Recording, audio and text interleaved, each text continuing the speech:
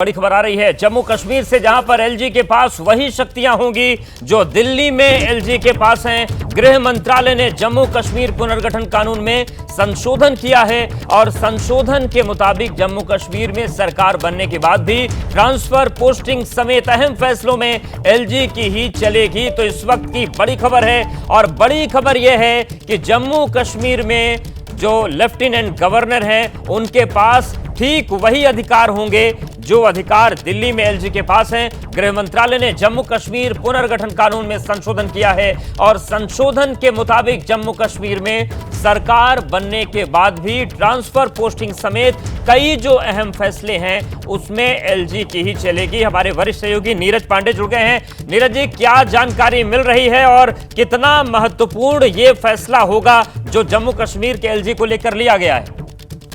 देखिए, गृह मंत्रालय ने एक नोटिफिकेशन जारी किया है, उसके तहत जम्मू कश्मीर पुनर्गठन अधिनियम में संशोधन किया गया है। इसमें उपराज्यपाल को जो शक्तियां हैं उसमें थोड़ा संशोधन करके उन्हें और शक्तिवान बनाया गया है, क्योंकि एमएचए का मानना है कि जम्मू कश्मीर पुनर्गठन अधिनियम जो 2019 में धारा 55 में है उसे संबोधित किया गया है, संशोधित किया गया है। और इस अधिसूचना के तहत एलजी के पास इतनी ताकत होगी कल के जब सरकार बने तो उस सरकार बनने के पास भी ट्रांसफर, पोस्टिंग जैसे महत्वपूर्ण विषय वो सरकार एलजी के पास ही रहे। सबसे बड़ी चीज फाइनेंस, यानी कि जो ऑल इंडिया सर्विस है, एंटी करप्शन ब्यूरो है, फाइनेंस डिपार्टमेंट है, पुलिस है, इसके अलावा पब्लिक ऑर्डर है, ये सारे के सारे जो प्रपोजल हैं वो थ्रू द एलजी होंगे, यानी कि एलजी के पास ही पावर होंगे कि उनको लेकर पॉलिसीगत निर्णय ले सकेंगे। इसके अलावा department of law, justice of parliamentary affairs shall be submitted the proposal, यानी कि जो भी इनके प्रपोजल होंगे वो एलजी के पास जाएंगे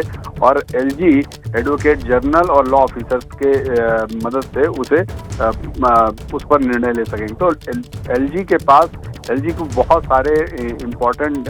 पावर्स दिए गए हैं, ताकि क्योंकि ये अभी यूनियन टेरिटरी है, कल के सरकार का गठन होना है, सरकार गठन के बाद राज्य में सरकार व्यवस्थित तरीके से चले, तो इसलिए एलजी को बहुत सारे अतिरिक्त शक्तियां दी गई हैं, जिसमें दिल्ली में भी एलजी के पास बहुत सारी शक्तियां हैं, यानी कि आईएएस ऑफिसर्स के ट्रांसफर पोस्टिंग का जिम्मा एलजी के पास है। ये अलग बात है कि अभी हाल ही में सुप्रीम कोर्ट के आदेश के बाद 3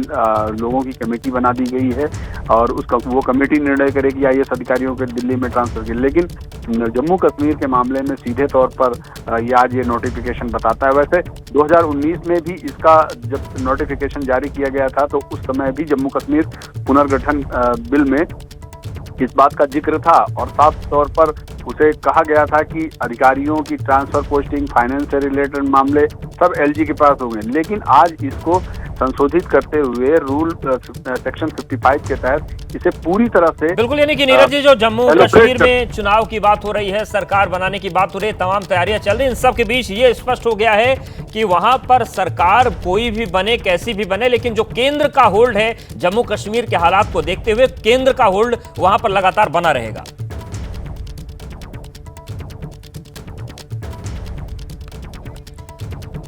और बिल्कुल नीरज जी हमारे साथ आप बने रहे। इस बीच एक और बड़ी खबर है, एलजी को ज्यादा पावर पर उमर अब्दुल्ला का बयान सामने आया है। उन्होंने कहा है कि जम्मू कश्मीर को रबर स्टाम्प सीएम नहीं चाहिए, हर नियुक्ति पर एलजी से याचना करनी होगी। ये प्रतिक्रियाओं का दौर भी शुरू हो गया है और कुछ इसी तरीके की प्रतिक्रियाएं दिल्ली में अरविंद केजरीवाल की तरफ से देखने को मिलती है। लेकिन देखिए, जम्मू कश्मीर में एलजी के जिस तरीके से अधिकार की बात सामने आई, नोटिफिकेशन जारी हुआ, अब इस पर राजनीतिक प्रतिक्रियाएं आने लगी हैं और उमर अब्दुल्ला ने कहा है कि जम्मू कश्मीर को रबर स्टाम्प सीएम नहीं चाहिए, हर नियुक्ति पर एलजी से याचना करनी पड़ेगी। आशीष हमारे साथ जुड़ गए हैं। आशीष, ये जो फैसला लिया गया है इस पर राजनीति भी जबरदस्त तरीके से होगी और उसका आगाज उमर अब्दुल्ला के बयान से हो गया है।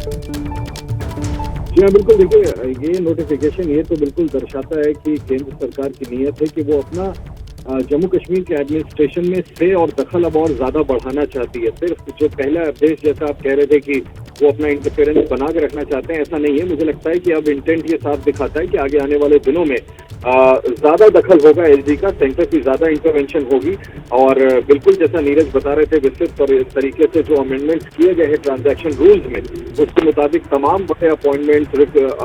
ग्रांट्स ऑफ सैंक्शंस और रिफ्यूजल्स, इन सब में से होगी चीफ सेक्रेटरी को तकरीबन सभी फाइल्स एलजी के सामने रखनी पड़ेगी। पहले ही स्टेट रूट हटाया जा चुका है पहले असेंबली इलेक्शंस कराए जाएंगे सितंबर में सुप्रीम कोर्ट के ऑर्डर पर, और निश्चित तौर पर ऐसे सिचुएशन में जबकि अधिकार को इतना बढ़ा दिया गया है लेफ्टिनेंट गवर्नर के जम्मू कश्मीर में, तो सिर्फ ओमर अब्दुल्ला नहीं, मुझे लगता है कि बाकी तमाम जो रीजनल पार्टीज हैं उनकी तरफ से भी इस तरह के स्टेटमेंट्स आएंगे जरूर, क्योंकि वो इस तरह से देखना चाहेंगे कि 370 हो चाहे 35A हो, इन दो अगर हम प्रावधानों को अलग रखते तो सीमित तौर पर कंप्लीट स्टेटहुड जम्मू कश्मीर के पास था, लेकिन अब चुनाव के बाद और अगर आगे चल के स्टेटहुड वापस दे भी दिया जाता है तो कुछ तस्वीर दिल्ली जैसी जरूर बनेगी, जहां पर एलजी को कहीं ज्यादा स्वीपिंग पावर्स होंगे और वहां के चुने हुए मुख्यमंत्री के पास उतनी ताकत नहीं रह जाएगी। बिल्कुल, यानी कि राजनीतिक प्रक्रियाएं जो है वो आ रही हैं, उन सब के बीच बीजेपी की प्रक्रिया सामने आ गई है। पूर्व डिप्टी सीएम और बीजेपी नेता रविंद्र गुप्ता क्या कह रहे हैं, एक बार सुन लेते हैं। आने वाले समय में जो विधानसभा के इलेक्शन है उसके मद्देनजर जो लेफ्टिनेंट गवर्नर की पावर को इन्हांस किया गया है। आईएएस अधिकारी, आईपीएस अधिकारी तथा जुडिशरी जिसमें तहसीलदार, एसडीएम्स वगैरह आते हैं, वो इलेक्शन की जो कार्रवाई है वो ठीक प्रकार से हो, तो स्वाभाविक बात है कि इस प्रकार से चेंजेस होना जरूरी रहती है। तो उसी के मद्देनजर मिनिस्ट्री ऑफ होम अफेयर्स ने इस चीज को किया है। तो आने वाले समय में ठीक प्रकार से यहाँ पर फेयर इलेक्शन हो पाए। अभी हाल ही में जो लोकसभा के इलेक्शन में भी हुए थे तो उसमें भी एक अच्छी पोलिंग, लोगों की पार्टिसिपेशन रही है। उसी आधार पर जो विधानसभा इलेक्शन है, काफी समय से जो 5 अगस्त 2019 के बाद जब से धारा 370 टूटी है, उसके बाद जो प्रोसेस रहे, जैसे डिलिमिटेशन का प्रोसेस है, सीटें बढ़ी हैं, उनके बाद अब इलेक्शन जो करवाए जा रहे हैं, तो स्वाभाविक बात है कि एक एडमिनिस्ट्रेशन में एक्टिवनेस भी आएगी और इलेक्शन को देखते हुए उस पर काम भी होगा। लेकिन जो एनसी नेता है या कांग्रेस नेता है, जैसे उमर अब्दुल्ला, उनका कहना है कि ये सीएम अगर कोई आता है तो उसके पास फिर पावर्स नहीं रहेंगी। देखिए, जो कांग्रेस का कहना है कि इलेक्शन में भी इससे फायदा, लॉ एंड ऑर्डर वगैरह पहले ही एमएचए ने अपने पास रखा है, क्योंकि यहाँ पर पहले स्थितियां बिगड़ी हुई थी और उन्होंने ये भी कमिटमेंट की है कि जब ठीक प्रकार से यहाँ पर शासन चलेगा तो स्टेटहुड भी दी जाएगी। ये